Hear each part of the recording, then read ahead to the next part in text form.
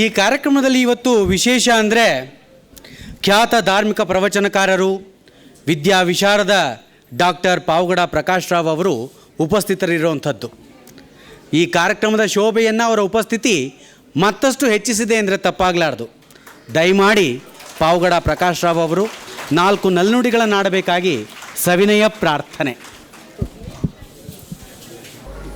ವಾಯು ಜಲ ಗಗನ ಅನಲ ಅಣು ಓಂಕಾರ ಬ್ರಹ್ಮಾಂಡ ಆದಿಮಧ್ಯ ಅಂತದ ವ್ಯಾಪ್ತಕ್ಕೆ ಸಚ್ಚಿತ್ ಆನಂದ ಆತ್ಮಜ್ಞಾನಕ್ಕೆ ರೂಪು ನೂರರ ಶುದ್ಧ ಚೈತನ್ಯಕ್ಕೆ ನಮೋ ನಮಃ.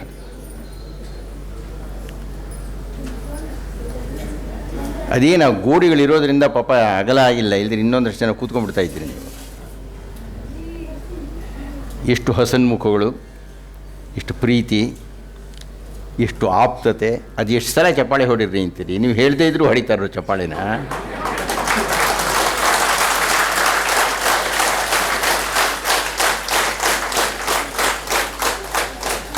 ನೋಡಿದ್ರ, ನೀವು ಹೇಳಿದ್ರ, ಅವರೇ ಹೊಡೆದ್ರು ತಾನೆ. ತುಂಬ ಚೆನ್ನಾಗಿದೆ ಸಭೆ. ನಾನು ಯಾವುದೋ ಒಂದು ಕಾರ್ಯಕ್ರಮದಲ್ಲಿದ್ದವನು ಬಿಟ್ಟು ಬಂದೆ. ಅದು ಕೇವಲ ಶ್ರೀ ಶ್ರೀ ರಾಮಚಂದ್ರ ಗುರೂಜಿಯವರ ಮೇಲಿರತಕ್ಕಂಥ ಅಭಿಮಾನದಿಂದ, ಪ್ರೀತಿಯಿಂದ.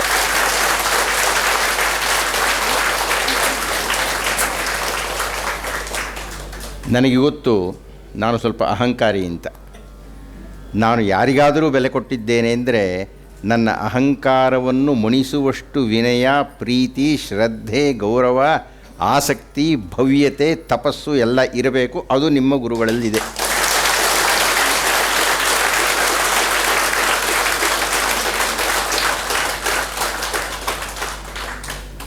ನನಗೆ 2 ಭಾಗ ಇದೆ ನಾನು ಮಾತಾಡಲಿಕ್ಕೆ. ಶ್ರೀರಾಮಚಂದ್ರ ಗುರೂಜಿಗಳು ನನ್ನ ಹತ್ರ ಮಾತಾಡಿದಾಗ ಹೇಳಿದರು, ಗುರುಗಳ ಬಗ್ಗೆ ನೀವು ಮಾತನಾಡಬೇಕು ನಮ್ಮಲ್ಲಿ ಬಂದು ಅಂತ. ನನಗೆ ಅನ್ನಿಸ್ತು ಈ ಗುರೂಜಿ ಬಗ್ಗೆ ಮಾತಾಡಬೇಕು ಅಂತ.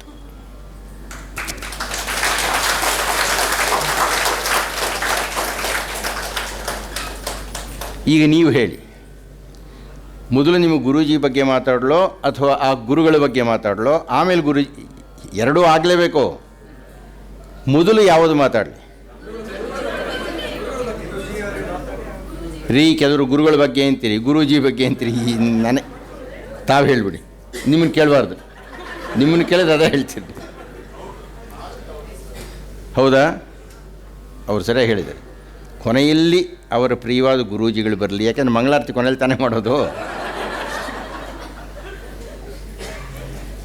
ಮೊದಲು ಆ ಮೇಲಿನ ಬಗ್ಗೆ ಮಾತಾಡಬೇಡಿ ಅಂತ. ಸಹಜವೇ.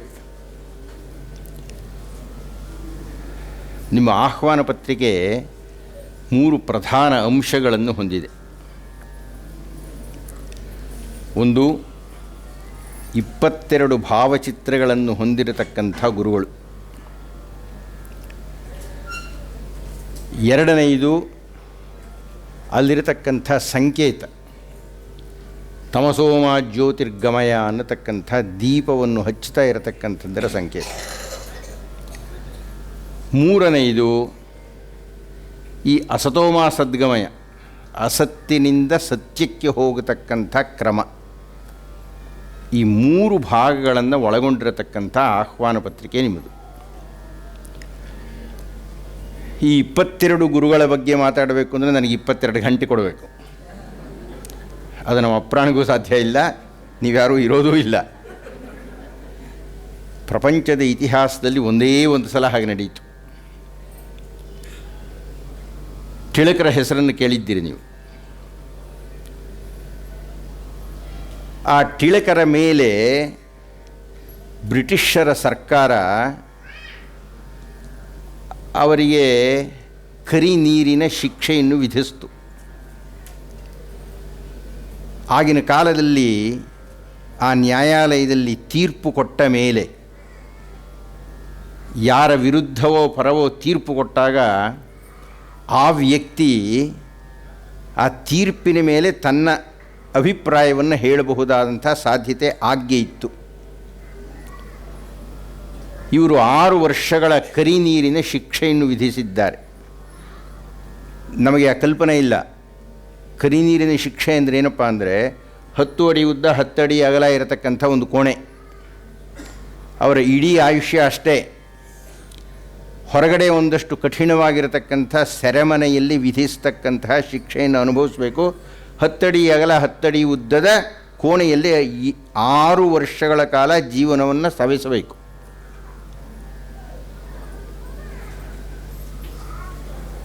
ಆ ಟಿಳಕರನ್ನು ಕೇಸರಿಯದು ಈಗಲೂ ಅವರ ಪತ್ರಿಕೆ ನಡೀತಾ ಇದೆ ಮಹಾರಾಷ್ಟ್ರದಲ್ಲಿ.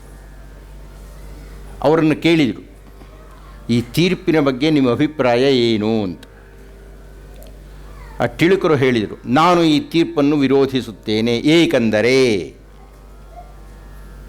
ಪತ್ರಕರ್ತರೆಲ್ಲ ಕೂತ್ಕೊಂಡಿದ್ದಾರೆ, ನ್ಯಾಯಾಧೀಶರು ಕೂತಿದ್ದಾರೆ, ವಕೀಲರು ಕೂತಿದ್ದಾರೆ. ಏಕೆ ನಾನು ಈ ತೀರ್ಪನ್ನು ವಿರೋಧಿಸುತ್ತೇನೆ ಅಂತ ಹೇಳಲಿಕ್ಕೆ ಶುರು ಮಾಡಿದರು. ಎಷ್ಟೊತ್ತಾಯಿತು?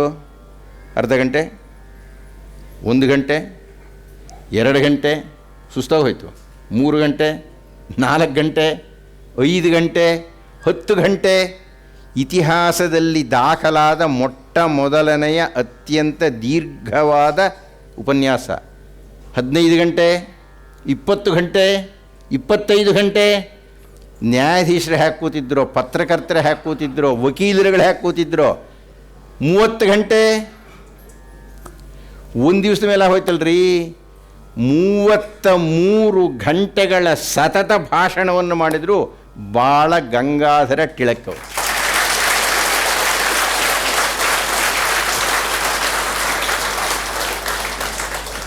ಅದು ಅದರ ಸಾರಾಂಶ ಎಲ್ಲ ಪುಸ್ತಕವಾಗಿ ಬಂದಿದೆ ಈಗ ಹೊರಗೆ, ಆಸಕ್ತಿ ಇರೋರು ನೋಡ್ಬೋದು. ಅವರೇನೋ 33 ಗಂಟೆ ಭಾಷಣ ಮಾಡಿದರು, ಕೂತ್ಕೊಂಡು ಕೇಳಿದರು. ನಾನು 22 ಗಂಟೆ ಮಾಡಿದ್ರೆ ನೀವೆಲ್ಲಿ ಕೇಳ್ತೀರಿ? ಅದಕ್ಕೆ ಹೇಳಿದೆ, 22 ಗುರುಗಳನ್ನು ಹೆಸರಿಸಿದ್ದೀರಲ್ಲ, ಆ 22 ಗುರುಗಳ ಬಗ್ಗೆ ಒಬ್ಬೊಬ್ಬರಿಗೆ 1 ಗಂಟೆ ಬೇಡ ಸ್ವಾಮಿ? ಕೇಳ್ತೀರಾ ನೀವು? ಖಂಡಿತ ಇಲ್ಲ. ಅದಕ್ಕೆ ನೀವು ನಿಮ್ಮ ಗುರೂಜಿ ಏನು ಹೇಳಬೇಕು ಅಂದರೆ, ಕನಿಷ್ಠ 22 ಉಪನ್ಯಾಸಗಳನ್ನು ಏರ್ಪಡಿಸಿ, ಆವಾಗ ನಾನು 22 ದಿವಸ ಮಾತಾಡ್ತೀನಿ. ಸಾಂಕೇತಿಕವಾಗಿ ನಾನು ನಿಮ್ಮ 2ನೆಯ ಭಾಗವಾಗಿರತಕ್ಕಂಥ ದೀಪವನ್ನು ಹಚ್ಚತಕ್ಕಂಥ ಕ್ರಿಯೆ ಉಂಟಲ್ಲ, ತಮಸೋಮ ಜ್ಯೋತಿರ್ಗಮಯ. ಅಕಸ್ಮಾತ್ ಶ್ರೀಮತಿ ಜಯಂತಿಯವರು ನನ್ನನ್ನು ಕೇಳಿದರೆ ಆ ಪುಸ್ತಕಕ್ಕೆ ನಾನು ಆ ಹೆಸರಿಡಿ ಅಂತ ಹೇಳ್ತಾ ಇದ್ದೆ. ತಮಸೋಮ ಜ್ಯೋತಿರ್ಗಮಯ, ಕತ್ತಲಿನಿಂದ ಬೆಳಕಿಗೆ ಗಮಯ ಅಂದರೆ ನಡೀತಕ್ಕಂಥದ್ದು ಅಂತ. ಕತ್ತಲಿನಿಂದ ಬೆಳಕಿಗೆ ನಡೆಯತಕ್ಕಂಥ ಕ್ರಿಯೆ. ನಮ್ಮಲ್ಲಿ 3 ಮಹಾವಾಕ್ಯಗಳು ಉಂಟು ಉಪನಿಷತ್ತಿನಲ್ಲಿ. ಮೃತ್ಯೋರ್ಮ ಅಮೃತಂಗಮಯ, ಮೃತ್ಯುವಿನಿಂದ ಅಮರ್ತ್ಯದ ಕಡೆಗೆ, ಮರಣದಿಂದ ಅಮರಣದ ಕಡೆಗೆ, ಸಾವಿನಿಂದ ಬದುಕಿನ ಕಡೆಗೆ ನಡೆಯಬೇಕಂತೆ ನಾವು. ಅದು ಹೇಗೆ? ಅದಾಮೇಲಿನ ಮಾತು. ತಮಸೋಮ ಜ್ಯೋತಿರ್ಗಮಯ, ಕತ್ತಲಿನಿಂದ ಬೆಳಕಿನ ಕಡೆಗೆ ನಡೆಯಬೇಕಂತೆ. ಅಸತೋಮ ಸದ್ಗಮಯ, ಅಸತ್ಯದಿಂದ ಸತ್ಯದ ಕಡೆಗೆ ಹೋಗಬೇಕು. ಅದು ಭಾಳ ಅದ್ಭುತವಾದ ಶೀರ್ಷಿಕೆ ಅವ್ರ ಜೀವನಕ್ಕೆ ಸಂಬಂಧಪಟ್ಟಿದ್ದು. ಅದಕ್ಕಿನ್ನ ತಮಸೋಮ ಜ್ಯೋತಿರ್ಗಮಯ ಹೆಚ್ಚು ಧ್ವನಿಪೂರ್ಣವಾಗಿರ್ತಾ ಇತ್ತು. ಆದರೆ ಅವ್ರು ನನ್ನ ಕೇಳಲಿಲ್ಲ, ನಾನು ಹೇಳಲಿಲ್ಲ. ಆದರೆ ಅದರ ಸಂಕೇತವಾಗಿ ಆ ಆಹ್ವಾನ ಪತ್ರಿಕೆಯಲ್ಲಿ ಇಲ್ಲೂ ಇದೆಯದು, ಆ ದೀಪವನ್ನು ಹಚ್ಚುತ್ತಾ ಇದ್ದಾರೆ. ಈ ಮೇಲಿನ 22 ಗುರುಗಳು ಮಾಡಿದ ಕೆಲಸ ಅದು. ಅಂದರೆ ತಮಸ್ಸಿನಿಂದ ಬೆಳಕಿನ ಕಡೆಗೆ ಕರೆದೊಯ್ಯತಕ್ಕಂಥದ್ದು. ಯಾರನ್ನು? ನಮ್ಮನ್ನು, ನಿಮ್ಮನ್ನು, ಎಲ್ಲರನ್ನು. ಹಾಗೆ ತಮಸ್ಸಿನಿಂದ ಬೆಳಕಿನ ಕಡೆಗೆ ಕರೆದುಕೊಂಡು ಹೋದಂತಹ 22 ಗುರುಗಳಲ್ಲಿ ನಾನು ಇಬ್ಬರನ್ನು ಆಯ್ಕೆ ಮಾಡಿಕೊಂಡಿದ್ದೇನೆ. ಒಬ್ಬರು ಕಾಲದ ದೃಷ್ಟಿಯಿಂದ, ಜ್ಞಾನದ ದೃಷ್ಟಿಯಿಂದ, ವ್ಯಾಪ್ತಿಯ ದೃಷ್ಟಿಯಿಂದ, ಕ್ರಾಂತಿಯ ದೃಷ್ಟಿಯಿಂದ ಮೊಟ್ಟ ಮೊದಲು ಪ್ರಪ್ರಥಮ ಮನೀಷಿಯಾಗಿ ಬಂದಂಥವರು. ಎರಡನೆಯವರು ನಾನು ಮಾತನಾಡಿ ಚರ್ಚೆ ಮಾಡಿದಂತಹ ಒಬ್ಬ ಗುರುಗಳು. ಮೊಟ್ಟ ಮೊದಲನೆಯವರು ಈ ಎಲ್ಲ ಗುರುಗಳಿಗೂ ಆದಿಯಾಗಿದ್ದಂಥವರು ನಮ್ಮ ಭಾರತ ಸರ್ಕಾರ ತೀರ್ಮಾನ ಮಾಡಿತು. ಏನಂತ? ನಮ್ಮಲ್ಲಿ ಆಚಾರ್ಯರೊಬ್ಬರ, ತತ್ವಜ್ಞಾನಿಯೊಬ್ಬರ ದಿವಸವನ್ನು ಆಚರಿಸಬೇಕಾಗಿದ್ದರೆ ಯಾರ ಹೆಸರನ್ನಿಡಬೇಕು ಅಂತ. ಹೀಗಾಗಿ ಭಾರತ ಸರ್ಕಾರದ ತೀರ್ಮಾನದಂತೆ ತತ್ವಜ್ಞಾನಿಗಳ ದಿವಸ ಅಂತ ಕರೆದಿದ್ದು ಶ್ರೀ ಶ್ರೀ ಶಂಕರ ಭಗವತ್ಪಾದಾಚಾರ್ಯರನ್ನು.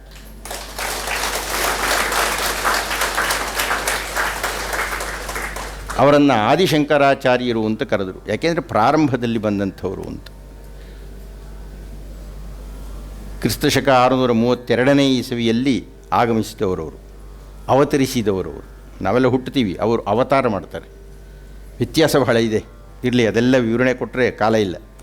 ಶ್ರೀ ಶ್ರೀ ಶಂಕರ ಭಗವತ್ಪಾದಾಚಾರ್ಯರು ನಿಮ್ಮ ದೀಪದ ಸಂಕೇತಕ್ಕಾಗಿ ಒಂದು ಶ್ಲೋಕವನ್ನು ಹೇಳಿದರು. ಅದು ನಿಮಗೆಲ್ಲ ಗೊತ್ತಿರೋ ಶ್ಲೋಕವೇ. ಅಜ್ಞಾನ ತಿಮಿರ ಅಂಧಸ್ಯ ಜ್ಞಾನ ಅಂಜನ ಶಲಾಕಯ ಚಕ್ಷುರ್ ಉನ್ಮೀಲಿತಂ ಯೇನ ತಸ್ಮೈ ಶ್ರೀ ಗುರವೇ ನಮಃ ಅಂತ ಅವರು ಗುರುಗಳಾಗಿರತಕ್ಕಂಥ ದಕ್ಷಿಣಾಮೂರ್ತಿಗಳನ್ನು ಕುರಿತು ಮಾತಾಡಿದರು. ನಾವೆಲ್ಲ ಕುರುಡರಾಗಿಬಿಟ್ಟಿದ್ದೀವಿ ರೀ. ಕುರುಡಾಗಿಲ್ಲ ನಾವು, ನಮಗೆ ಕಣ್ಣಿದೆ. ಆದರೆ ಎಂಥ ಅಂಧರಾಗಿದ್ದೇವೆ. ಆದರೆ ನಮಗಿರತಕ್ಕಂಥ ಕುರುಡುತನ ತಿಮಿರಾಂಧ. ತಿಮಿರ ಅಂದರೆ ಕತ್ತಲು. ಕಣ್ಣಿದೆ, ಆದರೆ ಕತ್ತಲಿರೋದರಿಂದ ಕಣ್ಣು ಕೆಲಸ ಮಾಡ್ತಾ ಇಲ್ಲ, ಮುಂದಿರೋದೇನೂ ಕಾಣಿಸ್ತಾ ಇಲ್ಲ. ಕತ್ತಲಿನಲ್ಲಿದ್ದೇವೆ. ಯಾವ ಕತ್ತಲಿನಲ್ಲಿದ್ದೇವೆ ಅಂದರೆ ಅಜ್ಞಾನ ತಿಮಿರ ಅಂಧಸ್ಯ. ಅಜ್ಞಾನ ಅನ್ನತಕ್ಕಂತಹ ಕತ್ತಲಿನಲ್ಲಿ ನಾವು ಕಣ್ಣು ಕಾಣದೇ ಇದ್ದೇವೆ. ಈಗೇನಪ್ಪ ಮಾಡೋದು? ಈಗ ಗುರುವಾಗಿರತಕ್ಕ ವ್ಯಕ್ತಿ, ಈಗ ಪ್ರಕೃತದಲ್ಲಿ ಶ್ರೀ ಶ್ರೀರಾಮಚಂದ್ರ ಗುರೂಜಿಗಳು, ಗುರುವಾಗಿರತಕ್ಕಂಥ ವ್ಯಕ್ತಿಯ ಕರ್ತವ್ಯ ಏನು ಅಂದರೆ ಜ್ಞಾನ ಅಂಜನ ಶಲಾಕಯ. ಶಲಾಕ ಅಂದರೆ ಈ ಕಡ್ಡಿ. ಈ ಹೆಂಗಸರು ಈ ಕಣ್ಣಿನ ರೆಪ್ಪೆಯನ್ನು ಕಾಡಿಗೆಯನ್ನು ಹಚ್ಕೋಬೇಕಾದ್ರೆ ಒಂದು ಕಡ್ಡಿ ಇಟ್ಕೊಡೋದು ಸಣ್ಣಗೆ, ಶಲಾಕೆ ಅಂತ ಅದರ ಹೆಸರು. ಅಂಜನ ಅಂದರೆ ಕಾಡಿಗೆ ಅಂತಂತ. ಅದು ಹಚ್ಚಿದರೆ ಆ ಕಣ್ಣಲ್ಲಿ ಸ್ವಲ್ಪ ನೀರಿಗೀರು ಬಂದು ಸ್ವಲ್ಪ ಪೊರೆ ಹೋಗಿ ಸ್ವಲ್ಪ ಸ್ಫುಟವಾಗುತ್ತೆ ಅಂತ, ಕಣ್ಣು ಚೆನ್ನಾಗಿ ಕಾಣುತ್ತೆ ಅಂತಂತ. ಗುರುವಾಗಿರತಕ್ಕ ವ್ಯಕ್ತಿ ಆ ಶಲಾಕೆಯ ಮೂಲಕ ಕಣ್ಣಿಗೆ ಕಾಡಿಗೆಯನ್ನು ಹಚ್ಚಿ ದೃಷ್ಟಿಯನ್ನು ಸ್ಫುಟ ಮಾಡಿ ಜ್ಞಾನ ಅಂಜನ ಶಲಾಕೆಯ ಚಕ್ಷುರ್ ಉನ್ಮೀಲಿತಂ ಯೇನ, ಕಾಣಿಸುವಂತೆ, ಅಗಲ ಮಾಡುವಂತೆ, ಸ್ಪಷ್ಟ ಮಾಡುವಂತೆ ಯಾವ ಗುರು ಮಾಡುತ್ತಾನೆಯೋ, ಅಂದರೆ ನಮ್ಮ ಅಜ್ಞಾನವನ್ನು ಯಾವ ಗುರು ಕಳೆಯುತ್ತಾನೆಯೋ, ಯಾವ ಅಜ್ಞಾನವನ್ನು, ಅಜ್ಞಾನ ಅಂದರೆ ಏನು ಅಂತ ಈಗ ನಾನು ಮಾತಾಡಬೇಕಾಗಿದೆ. ಅಜ್ಞಾನವನ್ನು ಯಾವ ಗುರು ಕಳೆಯುತ್ತಾನೆಯೋ ತಸ್ಮೈ ಶ್ರೀ ಗುರವೇ ನಮಃ, ಆ ಗುರುವಿಗೆ ನಾನು ನಮಸ್ಕಾರ ಮಾಡುತ್ತೇನೆ. ನೀವು ಸಲ ಹೇಳಿ, ತಸ್ಮೈ ಶ್ರೀ ಗುರವೇ ನಮಃ.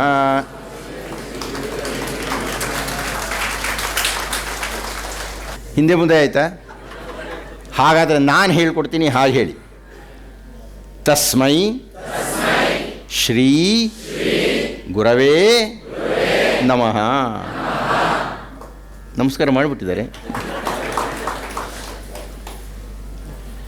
ಹಾಗಾದರೆ ನಮಗಿರೋ ಅಜ್ಞಾನ ಯಾವುದು? ಅಜ್ಞಾನ ಅನ್ನೋದು ಕತ್ತಲು. ಆ ಕತ್ತಲಿನಿಂದ ನಮಗೆ ಕಣ್ಣು ಕಾಣಿಸ್ತಾ ಇಲ್ಲ. ಹಾಗಾದರೆ ಅಜ್ಞಾನ ಯಾವುದು? ಇವತ್ತು ನಾನು ಬಂದಿದ್ದಕ್ಕೆ ಈ ಒಂದು ಪದದ ಅರ್ಥವನ್ನು ದಯಮಾಡಿ ತಾವು ತಗೋಬೇಕು. ಅಜ್ಞಾನ ಯಾವುದು ಅಂದರೆ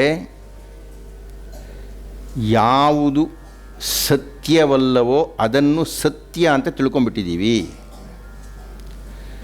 ಯಾವುದು ಶಾಶ್ವತ ಅಲ್ಲವೋ ಅದನ್ನು ಶಾಶ್ವತ ಅಂತ ಅಂದುಕೊಂಡು ಬಿಟ್ಟಿದ್ದೇವೆ. ಯಾವುದು ನಿಜ ಅಲ್ಲವೋ ಅದನ್ನು ನಿಜ ಅಂತ ಅಂದುಕೊಂಡು ಬಿಟ್ಟಿದ್ದೇವೆ. ಇದು ಅಜ್ಞಾನ. ಅಂದರೆ ನಮಗೆಲ್ಲ ನಮ್ಮ ದೇಹ ನಿಜ ಅಂತ ಅನ್ನಿಸ್ಬಿಟ್ಟಿದೆ. ನಾನು ನಮ್ಮೂರಿನಲ್ಲಿ ಒಂದು ಬೆಟ್ಟ ಇದೆ, ಪಾವಗಡದಲ್ಲಿ ಬೆಟ್ಟ. ಆ ಬೆಟ್ಟ ಟಕ ಟಕ ಟಕ ಟಕ ಹತ್ತುತ್ತಾ ಇದ್ದೆ, ಇಳಿತಾ ಇದ್ದೆ. ಈಗ 3 ಮೆಟ್ಲು ಹತ್ತೋಕ್ಕಾಗಲ್ಲ. ನಿಜವಲ್ಲ. ನನ್ನ ದೇಹ ನನ್ನ ಮಾತನ್ನು ಕೇಳುವುದಿಲ್ಲ. ಕೇಳುವ ಒಂದು ಕಾಲ ಇತ್ತು, ಆದರೆ ಅದು ತಾತ್ಕಾಲಿಕ, ಅದು ನಿಜ ಅಲ್ಲ. ನಾನಲ್ಲಿ ಕೂತ್ಕೊಂಡು ಮಾತಾಡ್ತಾ ಇದ್ದಾಗ ಅವರು ಶಿಷ್ಯರೊಬ್ಬರು ಹೇಳ್ತಾ ಇದ್ದರು, ದಯವಿಟ್ಟು ಕೇಳಿಸ್ಕೊಳ್ಳಿ, ಗುರು ಪ್ರಭಾವ ಅಂದರೆ ಹಾಗಿರಬೇಕು ಅಂತಂತ. ಮತ್ತು ಈ ಅಶಾಶ್ವತತೆ ಎನ್ನತಕ್ಕಂಥದ್ದನ್ನು ಅರ್ಥ ಮಾಡಿಕೊಳ್ಳಬೇಕು. ಅದು ಧನಾತ್ಮಕವಾಗಿರಲಿ ಋಣಾತ್ಮಕವಾಗಿರಲಿ. ಅವ್ರ ಶಿಷ್ಯ ಏನೋ ಹೆಸರು ಹೇಳ್ತಾ ಇದ್ದವರು, ಹುಲ್ಲುನಾಚೇಗೌಡರು. ಎಲ್ಲಿದ್ದೀರಿ? ಎದ್ದೇಳ್ರಿ ಸ್ವಲ್ಪ. ಇಲ್ಲೇ ಇದ್ದೀರಲ್ರಿ, ತೋರಿಸಿ ಮುಖನ ಕಡೆಗೆ. ಅವರು ಹೇಳ್ತಾ ಇದ್ದರು, ಗುರುಗಳ ಸಹವಾಸಕ್ಕೆ ಬರುವ ಮುನ್ನ ನಾನು ದರಿದ್ರನಾಗಿದ್ದೆ. ಸಂಕೋಚ ಇಲ್ಲದೆ ಹೇಳಿದರು ಅವರು. ಅವರ ಸಹವಾಸಕ್ಕೆ ಬಂದ ಮೇಲೆ ಎಷ್ಟು ಕೋಟಿಗಿದ್ದೀರೀಗ?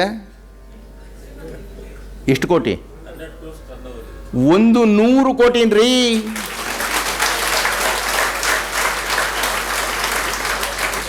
ನಿಮಗೆ ಗುಟ್ಟು ಗೊತ್ತಾಯ್ತಾ? ಏನಾದರೂ ನಿಮಗೇನಾದ್ರು ಬೇಕಾದ್ರೆ ನೀವೇನು ಮಾಡಬೇಕು? ಇವನ್ನ ಹಿಡ್ಕೋಬೇಕೀಗ. ಅವ್ರಿಗೆ 100 ಕೋಟಿ ಕೊಟ್ಟರೆ ನನಗೆ 1 ಕೋಟಿ ಕೊಡ್ರಪ್ಪ ಸಾಕು ಅಂತಂತ.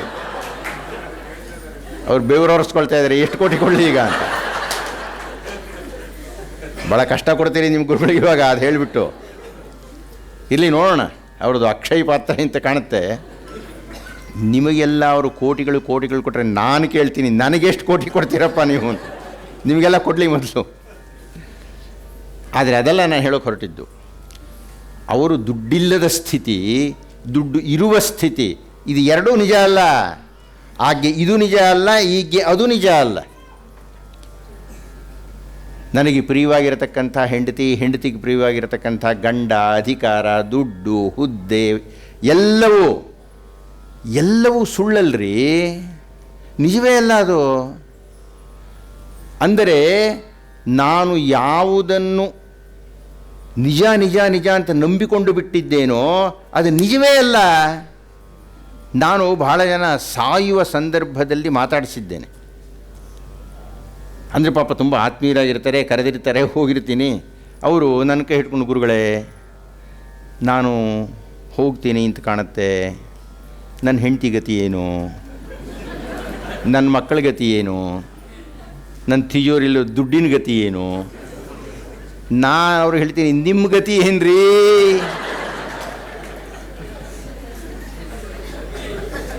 ನನ್ನ ಗತಿ ಏನು ಅನ್ನುವುದನ್ನೇ ತಿಳಿದುಕೊಳ್ಳದೆ ಒದ್ದಾಡ್ತೀನಿ, ಸತ್ತೋಗ್ಬಿಡ್ತೀನಿ. ಆದರೆ ಒಂದು ಸತ್ಯ ಇದೆ, ಅದನ್ನು ನಾನು ಒಪ್ಕೊಳ್ಳೇ ಇಲ್ಲ, ಗೊತ್ತೇ ಇಲ್ಲ ನನಗೆ. ನಾನು ಗೋಲಿ ಆಟ ಆಡ್ತಾ ಇದ್ದಿದ್ದು ಜ್ಞಾಪಕ ಇದೆ ನನಗೆ. ಆವಾಗ ನಾನಿದ್ದೀನಿ,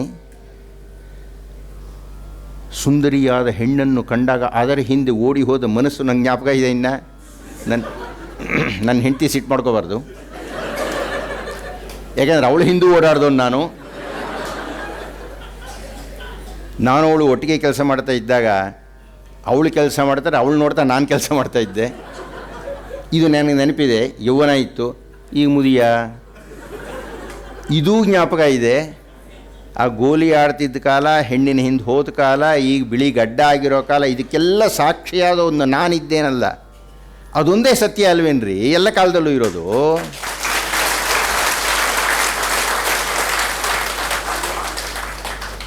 ಆ ಒಂದು ಸತ್ಯವನ್ನು ನಾನು ಒಪ್ಪಿಕೊಳ್ಳೋದೇ ಇಲ್ಲ ಯಾವಲ್ಲೂ. ಅದು ಬಿಟ್ಟು ಮಿಕ್ಕಿದ್ದೆಲ್ಲ ಸತ್ಯ ಅಂತ ಇರ್ತೀನಿ. ಹೀಗಾಗಿ ಶ್ರೀ ಶ್ರೀ ಶಂಕರ ಭಗವತ್ಪಾದಾಚಾರ್ಯರು ಹೇಳಿದರು, ದಯವಿಟ್ಟು ಗಮನಿಸಿ, ಬಹಳ ದೊಡ್ಡ ತಾತ್ವಿಕ ಅಂಶಕ್ಕೆ ಬರ್ತಾ ಇದ್ದೀನಿ. ನಾವು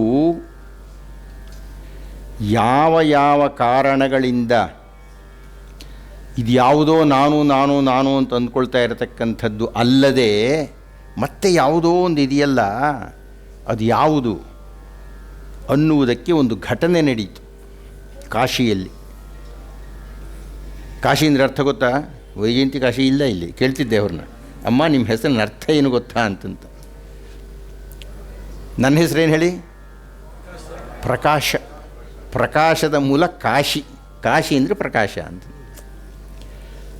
ಆ ಕಾಶಿಯಲ್ಲಿ ಪ್ರಕಾಶದಲ್ಲಿ ಮಣಿಕರ್ಣಿಕಾ ಘಟ್ಟ ಅಂದರೆ ಒಂದು ಸ್ನಾನದ ಘಟ್ಟ.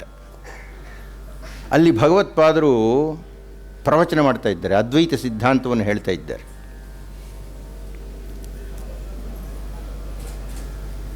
ಅವರು ಉಪನ್ಯಾಸವನ್ನು ಕೊಟ್ಟು ಸೋಪಾನಗಳನ್ನು ಹತ್ತಿ ಮೇಲೆ ಬರ್ತಾ ಇದ್ದಾರೆ.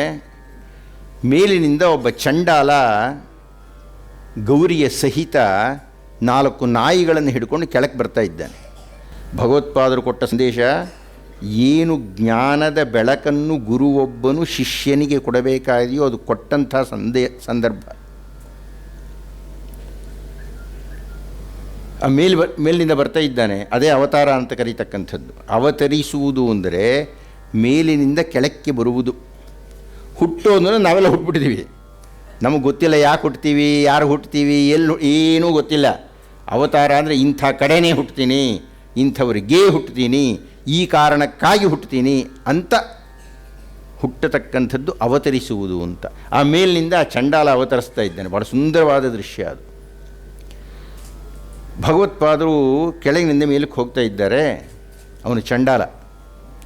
ಚಂಡಾಲ ಅಂದರೆ ಶ್ಮಶಾನವನ್ನು ಕಾಯತಕ್ಕ ವ್ಯಕ್ತಿ. ಏನನ್ನು ಕಾಯನು ಅಂತ ಅನ್ನಬಾರ್ದು, ಸ್ಮಶಾನ ಅನ್ನಬಾರ್ದು, ಶ್ಮಶಾನ ಅಂತ ಕರಿಬೇಕು. ಶ್ಮ ಅಂದರೆ ಹೆಣ ಅಂತ, ಶಾನ ಅಂದರೆ ಮಲಗಿರೋದು ಅಂತ. ಅದರಿಂದ ಏನಂತ ಕರಿಬೇಕು? ಶ್ಮಶಾನ. ಸ್ಮಶಾನ ಅನ್ನಬಾರ್ದು, ಶ್ಮಶಾನ. ಶ್ಮಶಾನ, ಶ್ಮಶಾನವನ್ನು ಕಾಯತಕ್ಕ ವ್ಯಕ್ತಿ ಅಂದರೆ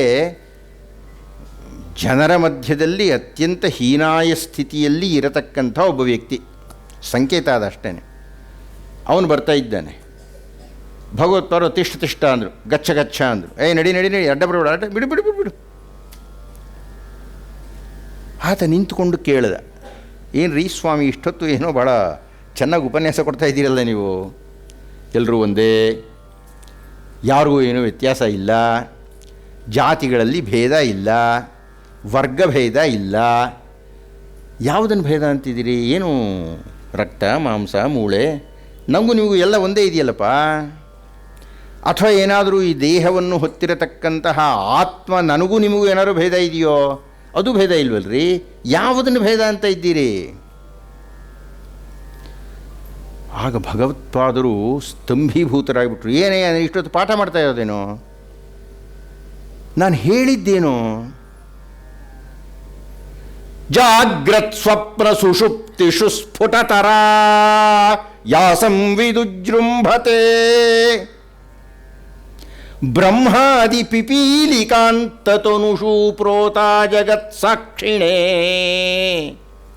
ಸ ಏವ ಅಹಂ ನ ಚ ದೃಶ್ಯವಸ್ತು ಇತಿ ದೃಢ ಪ್ರಜ್ಞಾಪಿ ಯಸ್ಯಾಸ್ತಿ ಚೇತ್ ಚಾಂಡಾಲೋಸ್ತು ಸತು ದ್ವಿಜೋಸ್ತು ಗುರುರಿತ್ಯೇಷಾ ಮನೀಷಾ ಮಮ ಅಂತ ಒಂದು ಪಂಚಕವನ್ನು ಆಶುಭಾಷಣದಿಂದ ಸೃಷ್ಟಿ ಮಾಡಿದರು. ಜಾಗ್ರತ್ ಸ್ವಪ್ನ ಸುಷುಪ್ತಿಷು ಸ್ಫುಟತರಾ ಯಾಸಂವಿದ್ ಉಜೃಂಭತೆ. ಜಾಗ್ರತ್, ನೀವು ಕೂತ್ಕೊಂಡು ಕೇಳ್ತಾ ಇದ್ದೀರಿ, ನಾನು ಮಾತಾಡ್ತಾ ಇದ್ದೇನೆ. ಅಂದರೆ ನಾನು ಮಾತಾಡ್ತಾ ಇರತಕ್ಕಂಥದ್ದನ್ನು ನಿಮ್ಮಲ್ಲಿರತಕ್ಕಂಥ ಯಾವುದೋ ಒಂದು ಶಕ್ತಿ ಸಾಕ್ಷಿಯಾಗಿ ಗಮನಿಸ್ತಾ ಇದೆ.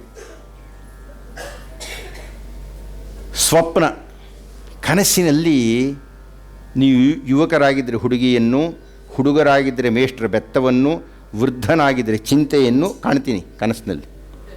ಅದಕ್ಕೆ ಸಾಕ್ಷಿಯಾಗಿದೆ ಯಾವುದು? ಕನಸು ಕಾಣ್ತಾ ಇದ್ದೀನಿ ನಾನು ಅಂತ. ಸುಷುಪ್ತಿ, ಕನಸೂ ಇಲ್ಲ, ಜಾಗ್ರತ್ ಅದೂ ಇಲ್ಲ. ಚೆನ್ನಾಗಿ ನಿದ್ದೆ ಮಾಡಿಬಿಡ್ತೀನಿ. ಬೆಳಗ್ಗೆದೇನೆ ಎಷ್ಟು ಚೆನ್ನಾಗಿ ನಿದ್ದೆ ಮಾಡಿದೆ, ಎಷ್ಟು ಚೆನ್ನಾಗಿ ನಿದ್ದೆ ಮಾಡಿದೆ ಅನ್ನೋದನ್ನು ಯಾರೋ ನೋಡ್ತಾ ಇದ್ದಾರೆ. ಜಾಗ್ರತ್ ಸ್ವಪ್ನ ಸುಷುಪ್ತಿಷು ಸ್ಫುಟತರಾಯ ಸಂವಿದುಜೃಂಭತೆ. ಈ ಮೂರೂ ಕಾಲಗಳಲ್ಲಿಯೂ ಯಾವುದು ಸಾಕ್ಷಿಯಾಗಿ ವಿಜೃಂಭಿಸಿದೆಯೋ ಬ್ರಹ್ಮಾದಿ ಪಿಪೀಲಿಕಾಂತ ತನುಷು ಪ್ರೋತಾ ಜಗತ್ ಸಾಕ್ಷಿಣೇ. ಪ್ರಾರಂಭದಲ್ಲಿ ಬ್ರಹ್ಮ ಅದೆಲ್ಲ ಹೇಳ್ತಾ ಇದ್ರಿ. ಬ್ರಹ್ಮ ಬೇರೆ, ಬ್ರಹ್ಮ ಅಂದರೆ ಅರ್ಥ ಬೇರೆ. ಹ್ರಸ್ವ ಇರತಕ್ಕಂಥ ಬ್ರಹ್ಮ ಅಂದರೆ ಪರಬ್ರಹ್ಮ ಸ್ವರೂಪ. ಬ್ರಹ್ಮ ಅಂದರೆ ಚತುರ್ಮುಖ ಬ್ರಹ್ಮ ಅಂತ, ಸೃಷ್ಟಿಕರ್ತ ಅಂತ. ಬ್ರಹ್ಮಾದಿ ಪಿಪೀಲಿಕಾಂತ, ಪಿಪೀಲಿಕಾ ಅಂದರೆ ಇರುವೆ ಅಂತಂತ. ಬ್ರಹ್ಮ, ಚತುರ್ಮುಖ ಬ್ರಹ್ಮನಿಂದ ಹಿಡಿದು ಈ ಇರುವೆಯ ತನಕ ಎಲ್ಲ ಪ್ರಾಣಿಗಳಲ್ಲಿಯೂ ಯಾವ ಶಕ್ತಿ ವಿಜೃಂಭಿಸುತ್ತಿದೆಯೋ ಪ್ರಾಣನ್ರಿ ನಿಮ್ಮಲ್ಲೂ ಇದೆ, ನನ್ನಲ್ಲೂ ಇದೆ, ಅವರಲ್ಲೂ ಇದೆ, ಎಲ್ಲರಲ್ಲೂ ಇದೆ. ಯಾರ ಪ್ರಾಣ ಯಾವ ಪ್ರಾಣಕ್ಕಿಂತ ಜಾಸ್ತಿ ಅಥವಾ ಕಡಿಮೆ? ಆ ಪ್ರಾಣ ಹೋದರೆ ನಾವು ಎಲ್ಲವೂ ಹೆಣವೇ, ಏನು ವ್ಯತ್ಯಾಸ ಇಲ್ಲ ಅದ್ರಿಗೆ. ಮತ್ತು ಪ್ರಾಣ ಇದ್ದಾಗ ಯಾಕೆ ವ್ಯತ್ಯಾಸ ಮಾಡ್ತಾ ಇದ್ದೀರಿ? ಬ್ರಹ್ಮಾದಿ ಪಿಪೀಲಿಕಾಂತ ತನುಷು ಪ್ರೋತ ಜಗತ್ ಸಾಕ್ಷಿಣೆ, ಈ ಜಗತ್ತಿಗೆ ಸಾಕ್ಷಿಯಾಗಿ ಎಲ್ಲ ಪ್ರಾಣಿಗಳ ಒಳಗೂ ಇರತಕ್ಕಂಥ ಪ್ರಾಣ, ಆ ಪ್ರಾಣವೇ ನಾನು. ನಚದೃಶ್ಯ ವಸ್ತು ಇತಿ, ನನ್ನ ಕಣ್ಣಿಗೆ ಕಾಣಿಸ್ತಾ ಇರತಕ್ಕಂಥ ನನ್ನ ದೇಹವಾಗಲಿ, ನನ್ನ ಜಮೀನಾಗಲಿ, ನನ್ನ ಗಂಡ ಅಥವಾ ಹೆಂಡತಿ ಆಗಲಿ, ನನ್ನ ಮಕ್ಕಳಾಗಲಿ, ದುಡ್ಡಾಗಲಿ, ವಾಹನ ಆಗಲಿ, ಇದು ಯಾವುದೂ ನಾನಲ್ಲ ಅನ್ನತಕ್ಕಂಥ ಸತ್ಯ ಯಾರಿಗೆ ಗೊತ್ತಾಗುತ್ತೋ, ಯಾರು ಈ ಸತ್ಯವನ್ನು ಅರ್ಥ ಮಾಡಿಕೊಂಡು ಯಾರಿಗೆ ಹೇಳುತ್ತಾರೆಯೋ, ಯಾರು ಈ ಸತ್ಯವನ್ನು ಅರ್ಥ ಮಾಡಿಕೊಂಡಿದ್ದಾರೋ ಅವರು ಚಾಂಡಾಲೋಸ್ತು ಸತು ದ್ವಿಜೋಸ್ತು. ಹೀಗೆ ಅರ್ಥ ಮಾಡಿಕೊಂಡಿರತಕ್ಕಂಥವನು ಅದೇನನ್ನು ಅರ್ಥ ಮಾಡ್ಕೋಬೇಕು? ನಾನು ಕಾಣತಕ್ಕಂಥ ದೃಶ್ಯವೆಲ್ಲ ನಾನಲ್ಲ, ಅದೆಲ್ಲ ಸುಳ್ಳು, ಯಾವತ್ತಿದ್ರೂ ಹೋಗೋದೇ ಅದು. ಇನ್ನು 50-60 ವರ್ಷ ಹೋದ್ಮೇಲೆ ನೀವು 100 ಕೋಟಿ ಎಲ್ಲಿರ್ತೀರಿ? ಹಿಂದಿನ 2 ವರ್ಷದ ಹಿಂದೆ ಇರಲಿಲ್ವಲ್ರಿ, ಈಗ ಚೆನ್ನಾಗಿದ್ದೀನಿ, ಚೆನ್ನಾಗಿರಿ, ಆದರೆ ಅದೊಂದೇ ಅಲ್ಲ, ಅದೇ ಶಾಶ್ವತ ಅಲ್ಲ ಅನ್ನತಕ್ಕಂಥ ಪರಮಸತ್ಯವನ್ನು ಯಾರು ಅರ್ಥ ಮಾಡಿಕೊಂಡಿರುತ್ತಾರೋ ಅವನು ಚಾಂಡಾಲೋಸ್ತು ಸತು ದ್ವಿಯೋಸ್ತು. ಅವನು ಚಂಡಾಲ ಆಗಿರಲಿ ಬ್ರಾಹ್ಮಣ ಆಗಿರಲಿ ಕಣಯ್ಯ, ಅವನು ನಮಸ್ಕಾರ ಅಂದ್ಬಿಟ್ರು.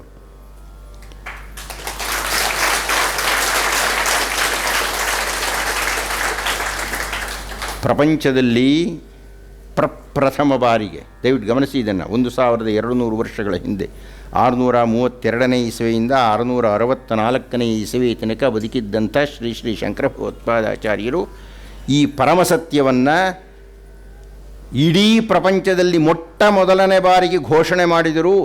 ಸಮಾನತೆಯನ್ನು, ಸಮಾನ ತತ್ವವನ್ನು, ಎಲ್ಲರೂ ಒಂದೇ ಎನ್ನತಕ್ಕಂಥದ್ದನ್ನು ಹೇಳಿ ತಮಸೋಮಾ ಜ್ಯೋತಿರ್ಗಮಯ, ಕತ್ತಲಿನಿಂದ ಬೆಳಕಿನ ಕಡೆ ಕರ್ಕೊಂಡು ಹೋದರು.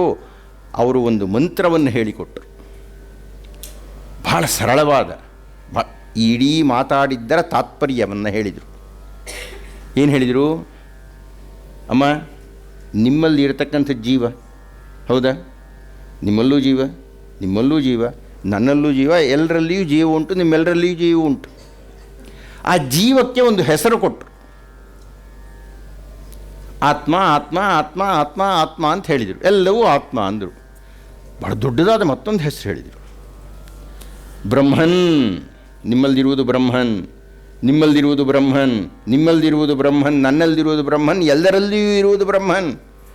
ಆದ್ದರಿಂದ ಈಗ ನಾನು ಅಹಂ, ನಾನು ಬ್ರಹ್ಮ, ಬ್ರಹ್ಮವಾಗಿ ಅಸ್ಮಿ ಇದ್ದೇನೆ, ನಾನು ಬ್ರಹ್ಮವಾಗಿದ್ದೇನೆ.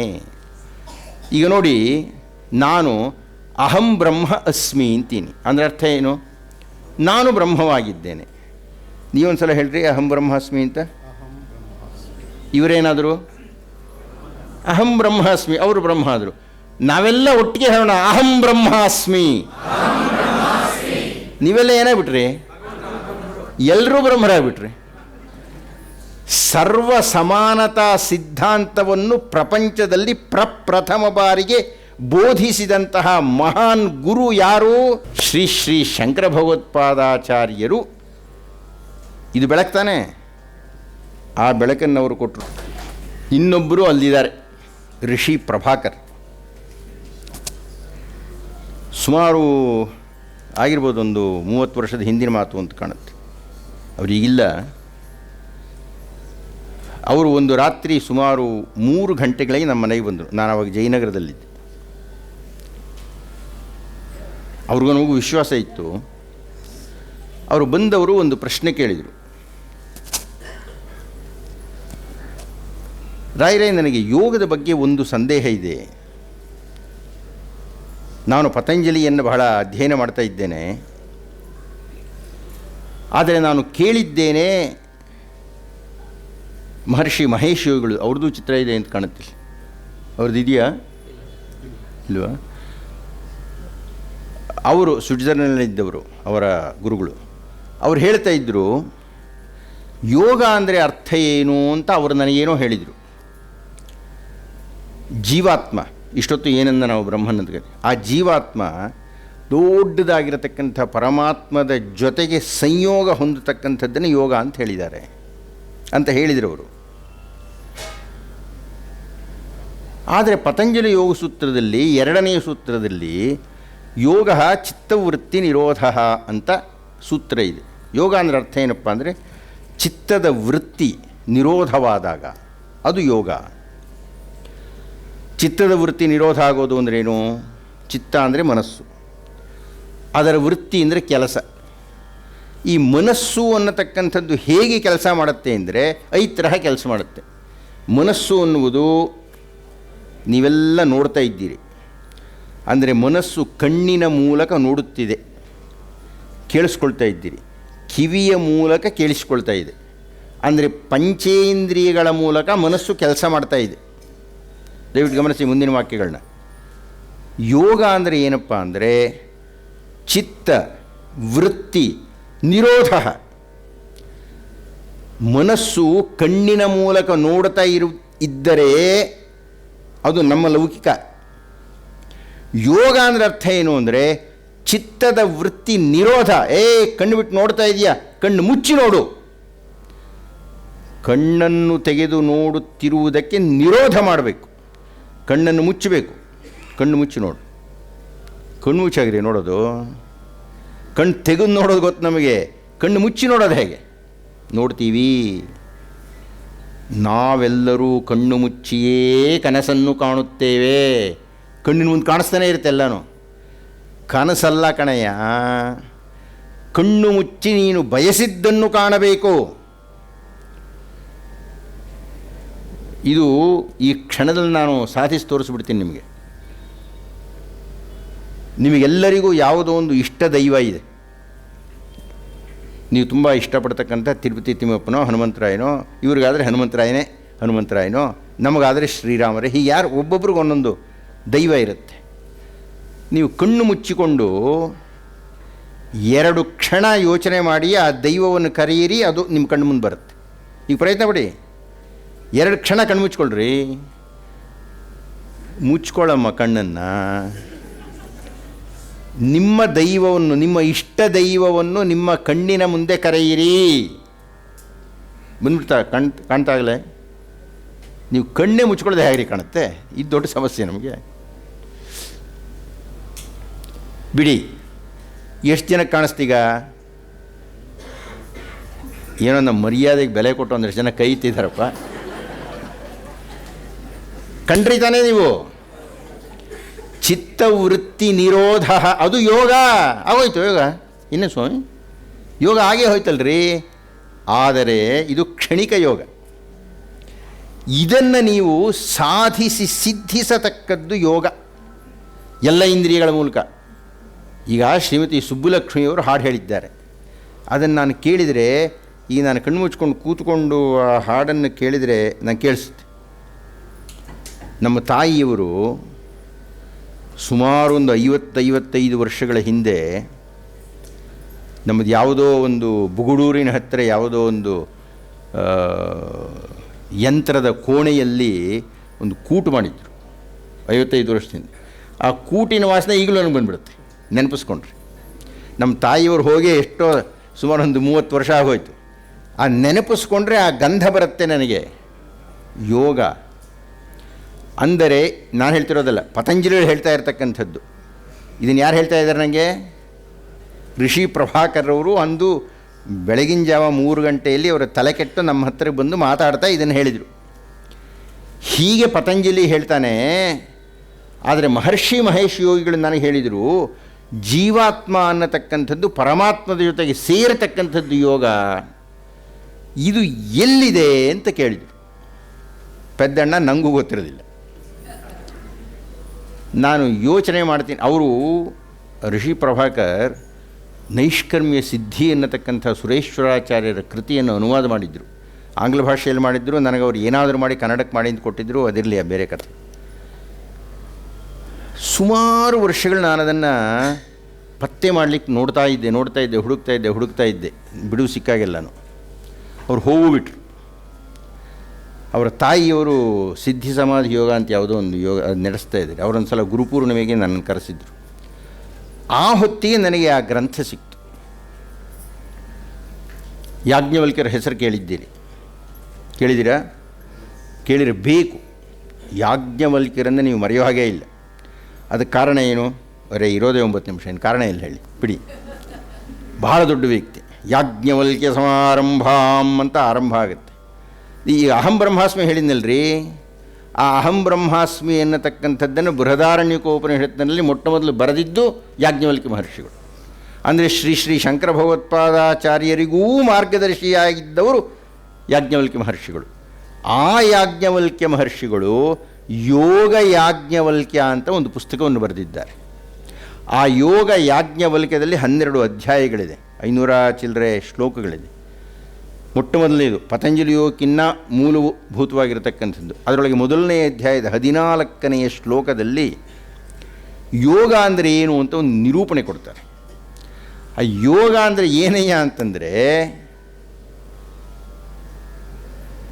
ಯೋಗ ಅನ್ನುವುದು ಜ್ಞಾನ ಅನ್ನತಕ್ಕಂಥದ್ದರ ಮೂಲ. ಈ ಜ್ಞಾನ ಅಂದರೆ ಏನಪ್ಪ ಅಂದರೆ ಅಷ್ಟಾಂಗಯೋಗ ಸಂಯುತ, ಅದು 8 ಅಂಗಗಳಿಂದ ಕೂಡಿದೆ.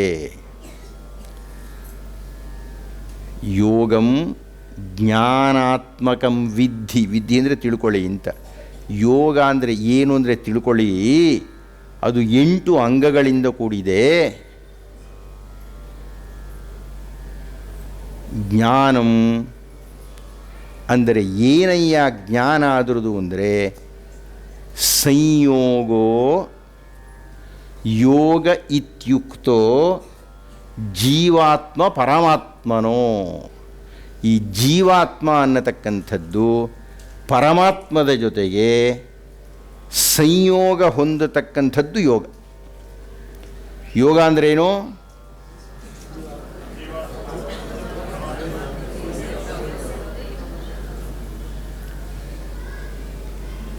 ಯೋಗ ಅಂದರೆ ದಯವಿಟ್ಟು ತಿಳ್ಕೊಳ್ಳಿ ನೀವು. ಯೋಗ ವಿದ್ಧಿ ಅಂದರೆ ತಿಳ್ಕೊಳ್ಳಿ. ಏನು ತಿಳ್ಕೋಬೇಕಪ್ಪ ಅಂದರೆ ಸಂಯೋಗೋ ಜೀವಾತ್ಮ ಪರಮಾತ್ಮ ಯೋಗ. ಜೀವಾತ್ಮ ಅನ್ನುವುದು ಪರಮಾತ್ಮದ ಜೊತೆಗೆ ಸೇರತಕ್ಕಂಥದ್ದನ್ನು ಯೋಗ ಅಂತ ಕರೀತಾರೆ.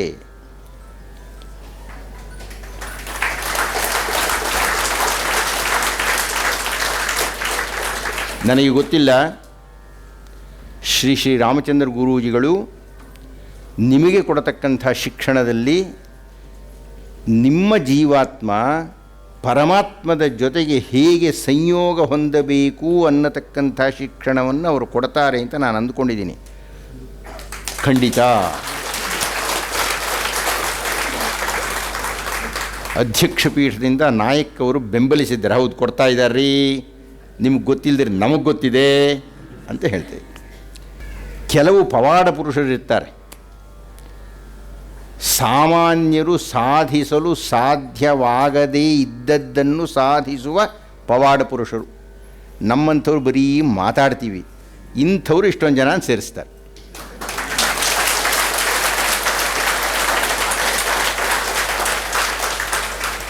ಇಂತಹ ಪವಾಡ ಪುರುಷರು ಸ್ವಾಮಿ ವಿವೇಕಾನಂದರು ಅಮೆರಿಕಾದಲ್ಲಿ ಭಾಷಣವನ್ನು ಮಾಡ್ತಾ ಈ ಅಂಶವನ್ನು ಹೇಳ್ತಾರೆ. ಏನು ಹೇಳ್ತಾರೆ? ಪಾಶ್ಚಾತ್ಯರಿಗೂ ಪೌರ್ವಾತ್ಯರಿಗೂ ಇರತಕ್ಕಂಥ ಉಪಾಧ್ಯಾಯರುಗಳನ್ನು ಉದ್ದೇಶಿಸಿ ಈ ಮಾತು ಹೇಳ್ತಾರೆ. ನೀವು ನಿಮ್ಮ ಹೆಸರೇನು ಅಂದ್ರಿ? ಪರಶುರಾಮ್. ಪರಶುರಾಮನ್ ನೋಡಿದ್ದೀರಾ ನೀವು? ಇಲ್ಲ, ತೋರ್ಸೋಕ್ಕಾಗಲ್ಲ ಅವರು ಪರಶುರಾಮನ್ನು. ನನ್ನ ಹೆಸರು ಪ್ರಕಾಶ್ ರಾಯ, ನಂಗೆ ಪ್ರಕಾಶವೇ ಇಲ್ಲ. ನಾನೇನು ಪ್ರಕಾಶ ತೋರಿಸ್ಲಿ ನಿಮಗೆ?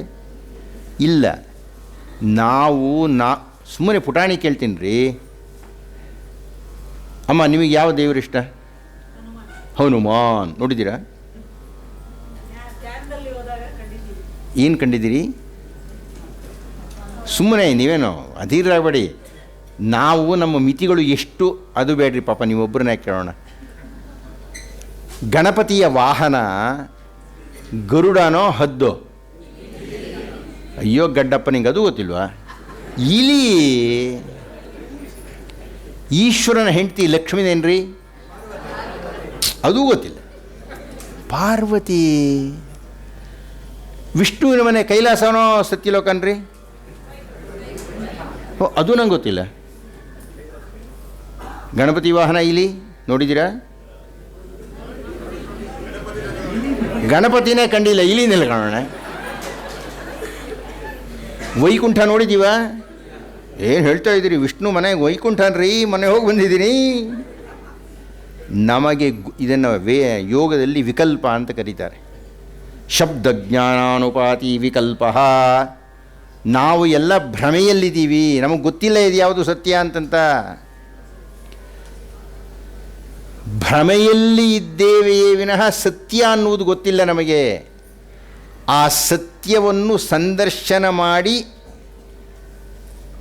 ವಿವೇಕಾನಂದರು ಹೇಳ್ತಾ ಇದ್ದಾರೆ, ಹಾಗೆ ಯಾವ ಸತ್ಯವನ್ನು ತಾವು ಕಂಡಿದ್ದಾರೋ ಅದನ್ನು ಶಿಷ್ಯರಿಗೆ ಹೇಳಿಕೊಡತಕ್ಕಂತಹ ವ್ಯಕ್ತಿ ಪವಾಡ ಪುರುಷ, ಆತನೇ ಗುರು ಅಂತಂತ.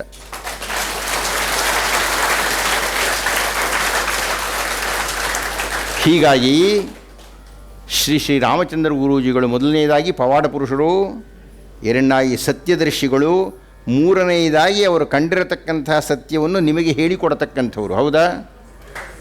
ಆದ್ದರಿಂದ ನೀವು ಹೇಳಬೇಕಾಗೇ ಇಲ್ಲ, ಅವರೇ ಚಪ್ಪಾಳೆ ಹೊಡಿತಾರೆ. ಸಾಮಾನ್ಯರಲ್ಲ ಶ್ರೀರಾಮಚಂದ್ರ ಗುರೂಜಿ, ಬಿಳಿ ಗುಲಾಬಿಯ ಒಳಗೆ ಕೇಸರಿ ಘಮ.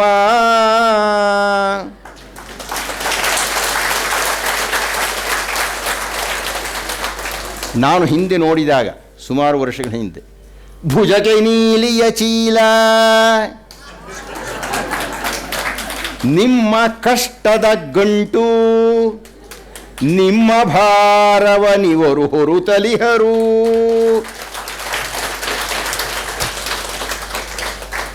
ಸಾಮಾನ್ಯರಲ್ಲ ಶ್ರೀರಾಮಚಂದ್ರ ಗುರೂಜಿ, ಸಂಮೋಹಿನಿ ಸಿದ್ಧಿ ಸಿದ್ಧರಿವರು.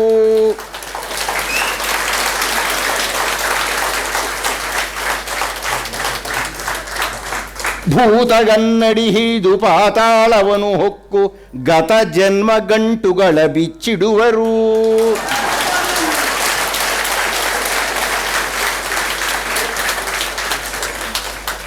ಸಾಮಾನ್ಯರಲ್ಲ ಶ್ರೀರಾಮಚಂದ್ರ ಗುರೂಜಿ, ಪೂರ್ವಜನ್ಮದ ಚಿತ್ರ ಕಾಣುವವರು.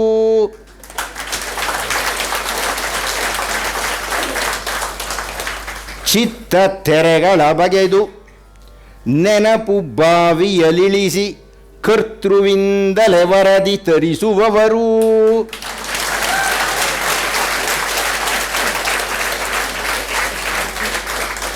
ಸಾಮಾನ್ಯರಲ್ಲ ಶ್ರೀರಾಮಚಂದ್ರ ಗುರೂಜಿ, ಭೈರಪ್ಪ ಸ್ವಾಮಿ ನಾರಾಯಣಮ್ಮ ಮಗ.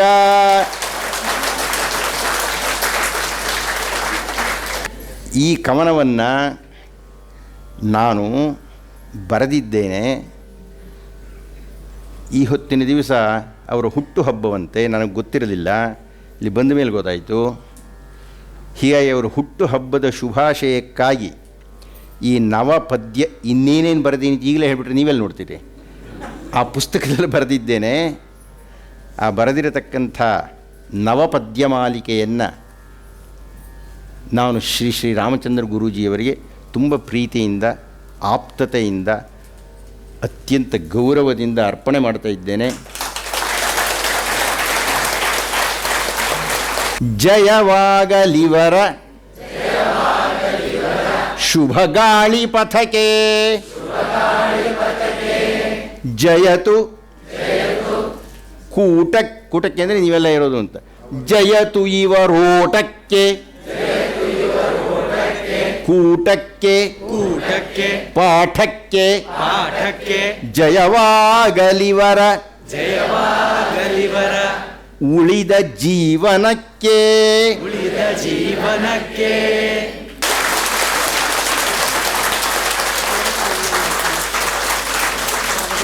ವಿವಾಹವಾದ ಮೇಲೆ ಒಂದು ಕಾನೂನು ಒಪ್ಕೊಳ್ತೀವಿ ನಾವು, ಧರ್ಮೇಚ ಅರ್ಥೇಚ ಕಾಮೇಚ ನ ಅತಿ ಚರಾಮಿ ಅಂತ. ಹೆಣ್ಣು ತಿನ್ಬಿಟ್ಟು ಮಾಡೋ ಹಾಗಿಲ್ಲ. ಅಮ್ಮ ಬರಮ್ಮ ಕೊಡೋಣ.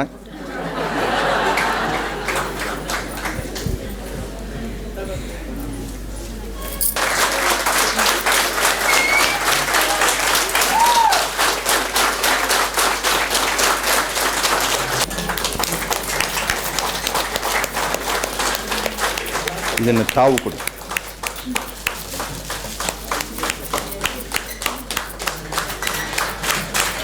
ಗೊತ್ತಿರ ಅವರು ಒಂದು ಸೀರೆ ತರ್ಬೋದಾಯ್ತಾ?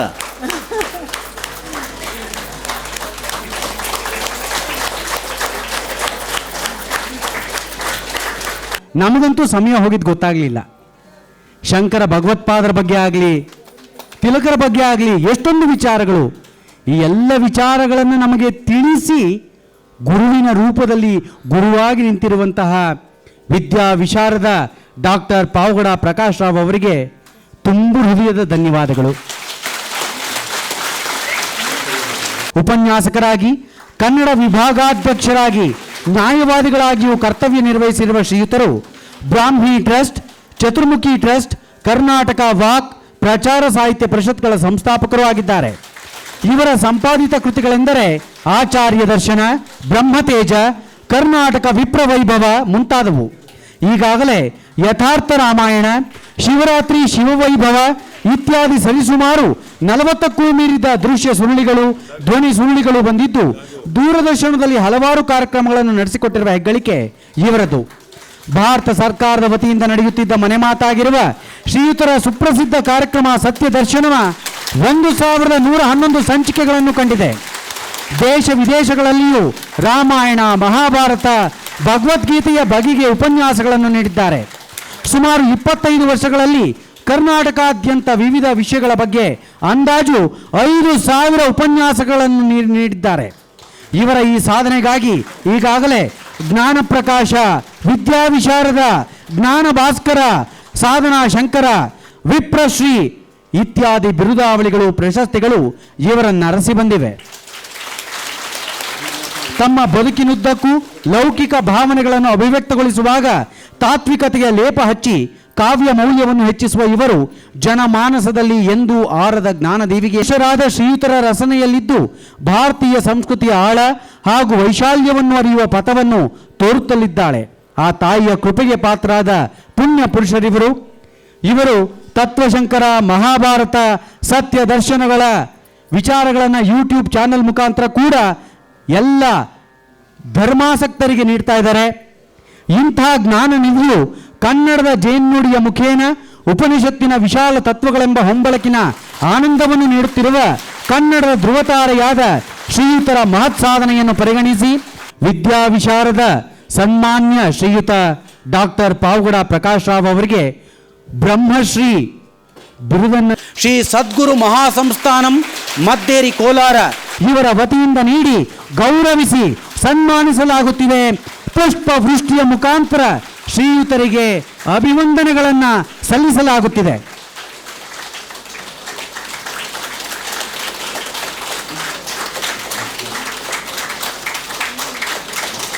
ಕಾಳಿದಾಸನಿಗೆ ಕನಕಾಭಿಷೇಕವಾದಂತೆ ಇವರಿಗೆ ಪುಷ್ಪಾಭಿಷೇಕವಾಗುತ್ತಿದೆ.